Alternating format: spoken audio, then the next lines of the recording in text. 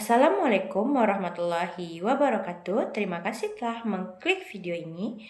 Perkenalkan, nama saya Isra Hanifah dari Prodi Pendidikan Bahasa Indonesia Universitas Mahaputra Muhammad Yamin. Nah, kali ini saya akan menceritakan salah satu novel angkatan 2000-an yang berjudul Pulang karya Terelie. Nah, sebelum saya menceritakan isi novelnya, saya akan menjelaskan bagaimana sih perkembangan novel Indonesia pada tahun 2000-an. Mari kita simak videonya ya. Sastra periode angkatan 2000-an, novel. Latar belakang perkembangan novel sejak tahun 2000-an menjadi fase penting dalam sejarah sastra Indonesia modern. Memasuki abad ke-21, terjadi perubahan besar yang dipengaruhi oleh situasi sosial politik pasca reformasi, perkembangan budaya urban, serta kemajuan teknologi informasi. Kondisi ini melahirkan generasi penulis yang dikenal sebagai Angkatan 2000, yaitu kelompok sastrawan yang menghadirkan pembaruan dalam tema, gaya penulisan, dan cara pandang terhadap sastra. Selain itu, perkembangan teknologi digital melalui internet, blog, dan platform menulis seperti Wattpad memberi ruang luas bagi siapapun untuk menulis dan mempublikasikan karya secara mandiri. Hal ini melahirkan genre-genre populer seperti teen lit dan metropop, serta memperluas akses pembaca terhadap karya sastra. Digitalisasi memungkinkan penulis dan pembaca berada dalam ruang yang sama. Karya dapat diakses dengan mudah, mendapat tanggapan langsung dari pembaca, serta diperbarui secara cepat. Fenomena ini membuka peluang besar bagi penulis muda untuk dikenal tanpa harus melalui penerbit konvensional. Dengan demikian, sastra digital menjadi bagian penting dari ekosistem sastra Indonesia kontemporer. Dengan demikian, novel periode 2000-an tidak hanya menunjukkan perubahan estetika sastra, tetapi juga mencerminkan transformasi sosial dan teknologi yang kuat dalam kehidupan masyarakat. Sejarah perkembangan sastra. Periode 2000-an sastra Indonesia pada periode 2000-an berkembang dalam iklim kebebasan berekspresi pasca reformasi 1998. Angkatan 2000 muncul sebagai generasi yang menolak keterikatan pada pola-pola lama dan lebih mengutamakan kebebasan imajinasi serta ekspresi personal. Menurut Kunto Wijoyo, angkatan ini menandai ciri-ciri angkatan 2000-an dalam sastra Indonesia.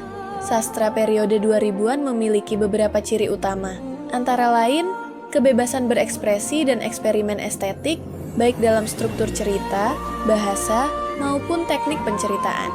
Pengangkatan tema-tema kontemporer dan tabu, seperti identitas, tubuh, seksualitas, spiritualitas, dan kritik sosial. Gaya penulisan personal dan subjektif sering menggunakan sudut pandang orang pertama. Munculnya genre populer, seperti teen lit, metropop, dan chick lit, pengaruh digitalisasi yang membuka ruang baru bagi produksi dan distribusi karya sastra.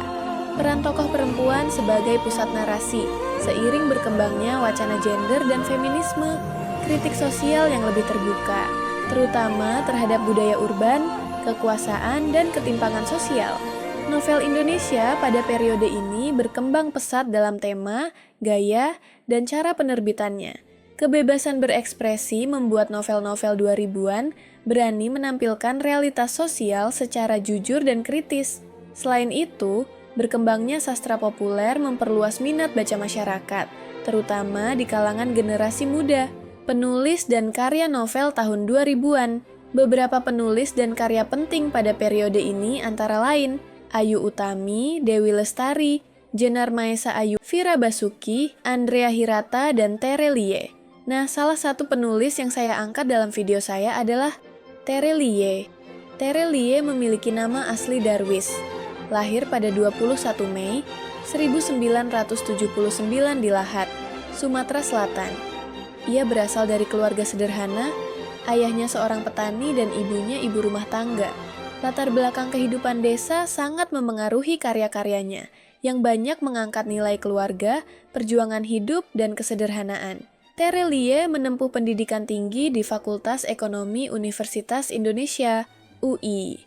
Meskipun berlatar belakang ekonomi, ia memilih menekuni dunia kepenulisan dan berhasil menjadi salah satu novelis paling produktif dan populer di Indonesia. Karier kepenulisannya dimulai lewat novel Hafalan Syalat Delisa 2005 yang kemudian difilmkan dan mendapat sambutan luas dari masyarakat. Sejak itu, Terelie telah menulis puluhan novel dari berbagai genre seperti sastra realis, religi, sejarah, hingga fiksi petualangan. Beberapa karyanya yang terkenal antara lain Pulang, Rindu, Negeri Para Bedebah, Daun yang Jatuh Tak Pernah Membenci Angin, dan Bumi. Ciri khas karya Terelie terletak pada bahasa yang sederhana namun menyentuh tema moral dan kemanusiaan, serta tokoh-tokoh yang kuat dalam menghadapi konflik hidup. Hingga kini, Terelie dikenal sebagai penulis yang konsisten berkarya dan memiliki pengaruh besar dalam perkembangan sastra populer Indonesia. Nah, itu merupakan biografi dari Terelie. Selanjutnya, saya akan menceritakan secara singkat salah satu novel karya Terelie yang berjudul Pulang. Baiklah, kita tidak akan berlama-lama, langsung saja saya ceritakan. Ayo simak. Novel Pulang, karya Terelie, mengisahkan perjalanan hidup Bujang, tokoh utama yang sejak awal digambarkan sebagai anak kampung sederhana di Sumatera. Bujang tumbuh dalam keluarga biasa yang hidup dengan nilai kerja keras, kejujuran, dan kesederhanaan. Ayah dan ibunya bukan tokoh dengan kekuasaan besar, tetapi kehadiran mereka sangat penting karena merekalah yang menanamkan nilai-nilai kemanusiaan dalam diri Bujang. Kampung halaman dan orang tuanya menjadi simbol asal-usul dan rumah batin yang kelak selalu ia rindukan. Kehidupan Bujang berubah drastis ketika ia bertemu dengan Tauke Besar, seorang tokoh sentral dalam novel ini. Tauke Besar adalah pemimpin jaringan kekuasaan besar yang bergerak di dunia ekonomi dan kekerasan terselubung. Ia digambarkan sebagai sosok dingin, cerdas, penuh perhitungan, dan sangat berpengaruh. Tauke Besar melihat potensi luar biasa dalam diri Bujang. Bukan hanya kekuatan fisik, tetapi juga kecerdasan dan ketenangan berpikir. Sejak saat itulah, Bujang dibawa keluar dari kampungnya dan mulai menjalani hidup yang sama sekali berbeda. Di bawah asuhan Tauke Besar, Bujang tidak dibesarkan seperti anak biasa. Ia ditempa melalui latihan keras, pendidikan disiplin, dan pengalaman hidup yang ekstrim. Dalam proses ini, muncul tokoh-tokoh pendamping dan pelatih yang berperan membentuk Bujang menjadi sosok tangguh. Tokoh-tokoh ini mewakili sistem dunia gelap yang menuntut kepatuhan mutlak, ketangguhan mental, dan kesetiaan tanpa syarat. Mereka tidak selalu disebut sebagai tokoh utama, tetapi kehadiran mereka penting karena membentuk karakter Bujang secara perlahan. Seiring waktu, Bujang tumbuh menjadi orang kepercayaan Tauke Besar. Ia dipercaya mengurus berbagai urusan penting, termasuk menghadapi konflik dengan kelompok lain. Dalam dunia ini, muncul pula tokoh-tokoh lawan dan pengkhianat, yaitu orang-orang yang tampak setia, tetapi sebenarnya memiliki ambisi pribadi. Tokoh-tokoh ini memperlihatkan sisi gelap dunia kekuasaan. Tidak ada kesetiaan yang benar-benar murni, semua bisa berubah menjadi pengkhianatan. Keberadaan mereka memperuncing konflik eksternal dalam hidup Bujang.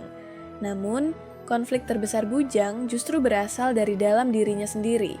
Meski telah menjadi sosok kuat dan disegani, Bujang tidak pernah benar-benar merasa utuh.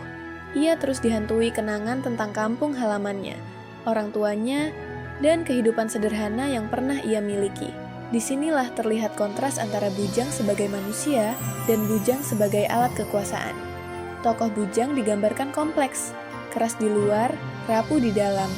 Ketika konflik internal organisasi Tauke Besar memuncak, pengkhianatan demi pengkhianatan terungkap. Tauke Besar sendiri tetap menjadi sosok yang teguh dan berwibawa. Tetapi, dunia yang ia bangun mulai runtuh oleh ambisi orang-orang di sekitarnya. Di titik ini, hubungan antara Bujang dan Tauke Besar menjadi sangat penting. Tauke Besar bukan hanya atasan, tetapi juga figur pembentuk hidup Bujang. Namun, Bujang mulai menyadari bahwa kesetiaan pada kekuasaan tidak selalu sejalan dengan nilai kemanusiaan. Akhirnya, Bujang dihadapkan pada pilihan hidup yang menentukan. Tetap bertahan di dunia kekerasan yang membesarkannya atau memilih pulang.